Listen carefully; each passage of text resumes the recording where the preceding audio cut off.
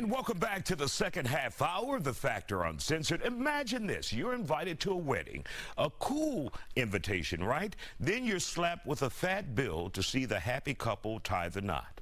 Unacceptable. A New York bride and groom charged guests more than $300 to come to their wedding. The two told the local ABC station they had their eyes on a top-of-the-line wedding, over 100 grand, and even added people who they choose to go to, who said, if you would go to Beyonce's concert, why not pay to come to our wedding? Pretty much saying people will pay for entertainment. We have with us newly married Maggie Clark from Girl Talk here on The Factor Uncensored. She's showing the ring. We have Veronica Horn and Devo J, event planners. They know how this thing works when we're talking about weddings and other major events. So you guys, when you saw that people are now charging upwards of $300 to $400 for people to attend their wedding, Maggie, did you ever consider charging us? Hell no. In my opinion, and I've seen the videos, I see what people are trying to do. In my personal opinion, a wedding is your personal choice. If you want to spend thousands and thousands upon thousands of dollars for your wedding, you can do that. But do not have your guests pay to come and attend your wedding. To me, it's just a tacky approach. If you can only afford pizza, honey, just have pizza. People are there for you, not for the bells and the whistles. So in my opinion, don't do it. I would have never, just wouldn't have. All right, Devo, your thoughts on this? So, look, I feel like this. I wasn't invited to the Clark wedding, but I will say that I would have paid $333. But let me tell you why. There's an experience, and I know that everybody, as again Maggie explained, everybody has their own budgets, right? But I also feel like we as people tend to spend money on things that we really want to experience. Weddings are an experience. And no, I'm not going to spend money on some random from somebody from my job, but somebody that I care about, that I really want to see win in this life. I'm going to say, hey, look, let me fork over something. Because by the time you look at, I have to give me a suit, I have to pay for transportation to get there, I have to buy a gift. You might as well throw in an extra $200 to $300 to have a night of unlimited drinking, unlimited food, and a good time. It's an experience, and it's for people that you truly care about. So I'm a little bit on the fence about that one, Isaiah. But when we talk about, like Maggie said, properly budgeting your wedding, if you can't afford it, don't have an expensive wedding. Like these couples that we've seen, they're all saying over $100,000. Why do you need that? Well, I think too, and I don't want to take thought from anybody, but what I do think is this: people don't know what budgeting looks like these days. You know how many people go buy Gucci? They can't afford Gucci. So let's talk about. Are you sliding me or something? I'm sliding you, sir. You know how many people go and do stuff that they can't afford to do? We know you got it. So we know Isaiah loves a good Walmart. Exactly. Love a good Walmart belt, but you love a good Gucci belt too. Well, Gucci belt and Walmart. Yeah, exactly. So I don't, again, Veronica, your thoughts? One of the things that Maggie said was this was tacky. Your thoughts on that? I agree because here's the thing. These couples that I'm seeing, it's like hundreds of people that they're inviting. And so my rule is now I've been doing events for 18 years. So when I started because I wanted to be like a fairy godmother to brides, right? Brides and grooms.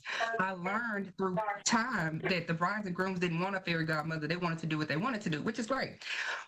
100 people. So I'm not sure what the guest count was at Maggie and Fred's wedding, but what I do know is what I tell people, if they come to my office, the first thing that I say is, what's your guest count? They're usually like 200, 300. I'm like, well, do you know that you have to pay for a fork, a plate, a napkin, a seat, a linen, a piece of cake, a piece of meat, all of these things, regardless of it's a slice of pizza, 2 slices of pizza, filet mignon, like lobster, whatever it is, you have to pay for those things per person.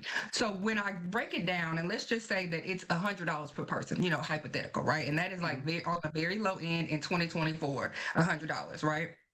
would you normally take 100 to 200 people to to dinner for $100? The answer is usually no. So now we're gonna look at that list and we're gonna determine who on that list you would pay for, and then maybe we can go into the situation like Jay said. If I love them, then I may pay for it. If my son, my goddaughter, some nieces or nephews or something like that, I probably will. But the reality is, I probably was gonna contribute to those weddings anyway. But see, the Maggie's, I'm very familiar with Maggie. I'm not going to pay to go to Maggie's wedding, and I feel no way about not being invited, because the reality is, if she has 100 people that she's going to invite, she and her fiance, though they have to pick who are our friends, who are our close family, who are our associates. Sometimes the family don't need to be there. We got married about 20 years ago. All right, $23,000 that we did not have. Okay, and place was what? Place was what? $50 then. $50, and it was almost free. Okay, we did not have that money. It was 350 people at their wedding. I don't even like 350 people. I didn't like 350 people then. Exactly. So therefore, those people should not have been there. I don't have a problem with them being there. I'm so grateful to God that they were there and we still here. But the reality is that if we would have been thinking like I would imagine couples should think now, especially now with me being in the profession, we don't need 350 witnesses.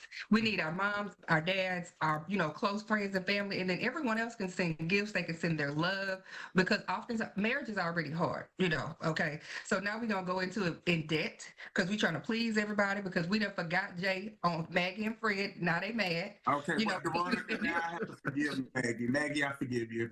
Yeah, and not on, I'm being funny, but I'm just saying, now we in debt. Now we have to explain to our family, our cousins. So in order to do that, you do have to create a budget. And if the budget is at the budget, then you have to explain to your family members, hey, look, you can't come. And if you want to come, you have to do X, Y, Z. I give brides and grooms who call me occasionally, because that's not what I do anymore.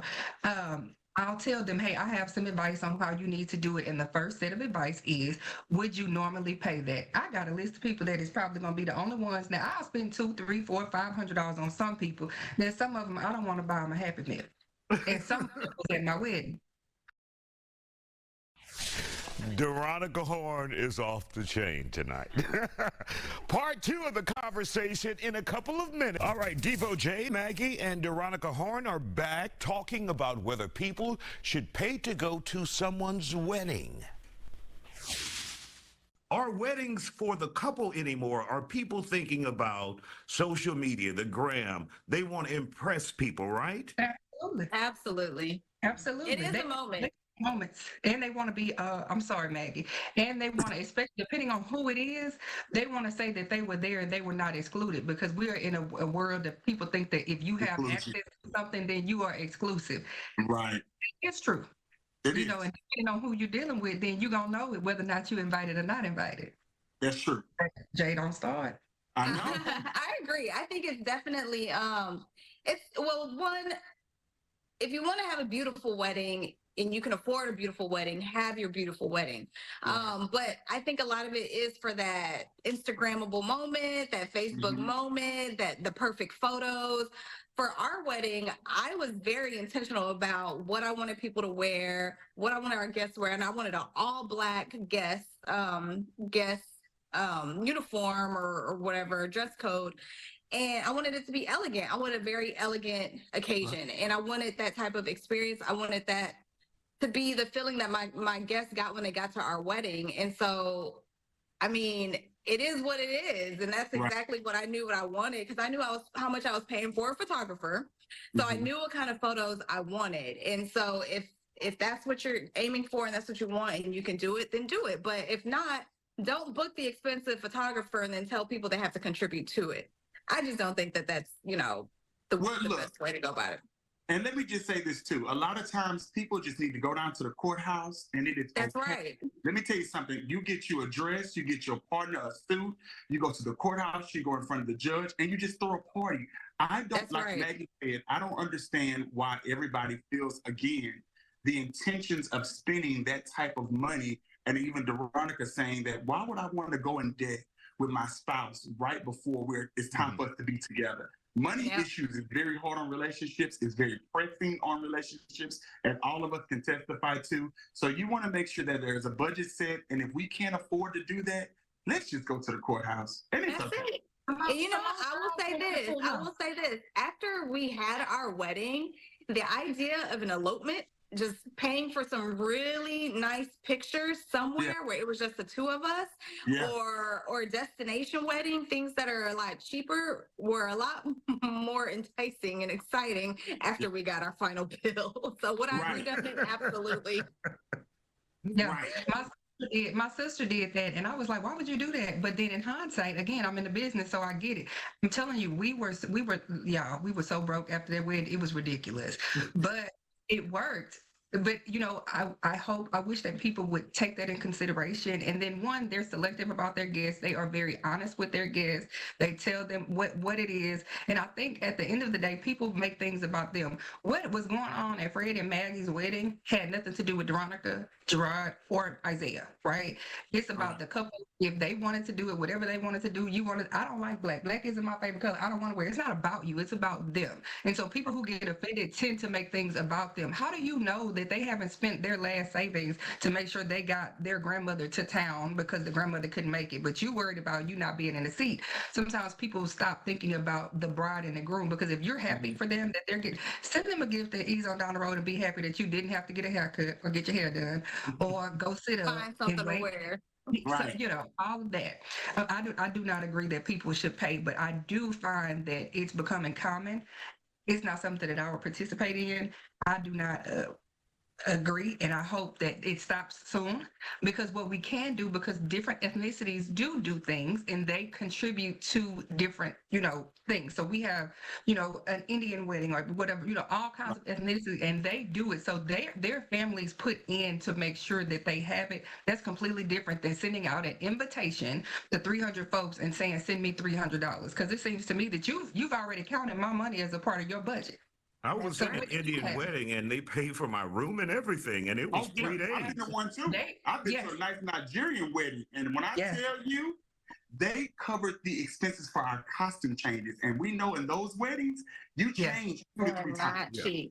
Yeah, And it's not one, and it's more than one day. Multiple days. Yeah. Well, I want to thank you guys for joining us here on The Factor Uncensored. We're praying that no one else charges for a wedding. And you know what? And please, I think people need to stop doing these viral moments. I am so over people wanting to go viral behind things that they're not even getting married. Maybe they just want to get on TikTok and say, "I am." And then thank you all for social media.